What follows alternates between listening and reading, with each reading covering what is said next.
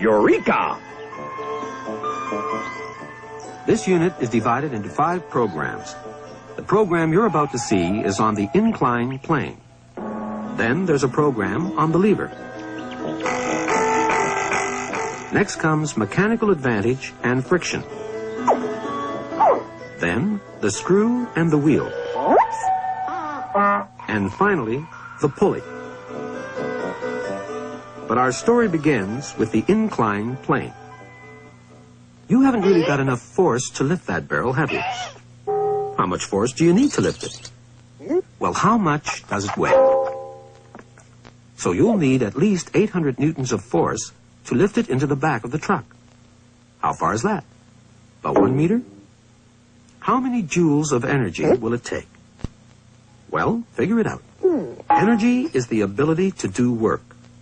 Work equals force times distance. 800 newton meters of work, or 800 joules of work, which is the same as 800 joules of energy. But you still can't lift the barrel. There's something wrong somewhere. Perhaps it's because you have to exert your energy all at once. If only you could load the barrel onto the truck a little bit at a time.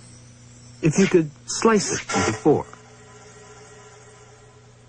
Then you'd have 4 200-newton slices of barrel. And you'd only need 200 newtons of force to lift each one. That's easy, isn't it? You're using your energy more effectively now. You're spacing it out over a longer time. But you don't get anything for nothing. Although your force is cut down to a quarter of what you need to lift the complete barrel, each time you lift a quarter of the barrel, you exert that force through 1 meter. Which means that you lift the 4 quarter barrels through a total distance of 4 meters. What you're winning on the force, you're losing on the distance. It's a sort of trade-off. The greater the distance, the less force you need to exert. Very neat. But you can't go around breaking things into pieces just because they're too heavy to lift. If only you had a machine that would allow you to trade increased distance for decreased effort or force. Here's your machine. Yes, I know it's just a plank, but it's also a machine. Try and get the barrel into the back of the truck now, and you'll see why. Magic, isn't it? No, it isn't. It's exactly the same trade-off you got when you split the barrel into 4. The plank is 4 meters long.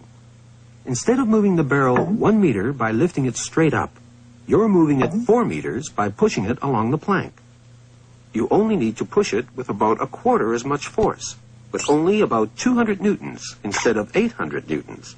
But since moving 200 newtons through 4 meters is the same as moving 800 newtons through 1 meter, it will still take roughly the same amount of energy to move the barrel by either method. That's why we can call the plank a machine. It doesn't reduce the energy you need to do something, but it does help you to use your energy more effectively. You think you've just made a new discovery?